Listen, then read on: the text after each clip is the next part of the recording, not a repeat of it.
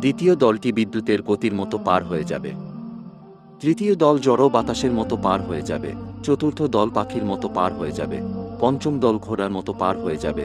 ষষ্ঠ দল দৌড়ে ছুটে চলা মানুষের মতো পার হয়ে যাবে। সপ্তম দলটি পথচারীর মতো পায়ে হেঁটে হেঁটে পার হয়ে যাবে। তাদের সবার শেষে একটা দল অবশিষ্ট থাকবে। যখন তাদেরকে যেতে দেওয়া হবে, তারা পুল সিরাতের ওপর তাদের পা রাখবে, কিন্তু তাদের পা কাঁপতে শুরু করবে, তাই তারা হাঁটু গেড়ে বসে পড়বে। অতঃপর তারা হাঁটুতে বর দিয়ে চলতে শুরু করবে, এবং জাহান্নামের আগুনের স্ফুলিঙ্গ তাদের পায়ে এবং পায়ের তলা পর্যন্ত পৌঁছাবে। তারপর তাদের বুকের উপরে ভর করে টেনে টেনে চলতে শুরু করবে। আগুন তাদেরকে ঘিরে ধরবে। আগুন থেকে বাঁচার জন্য পেটের উপর ভর করে টেনে টেনে আবার চলতে শুরু করবে। তারা তাদের হাত দিয়ে পুল আঁকড়ে ধরবে। অতঃপর আগুন অতিক্রম করার পর তারা ঘুরে দাঁড়াবে এবং জাহান্নামের দিকে তাকিয়ে বলবে, হে আল্লাহ, আপনি আমাদেরকে এই জাহান্নামের আগুন থেকে রক্ষা করেছেন, আপনি মহাপবিত্র।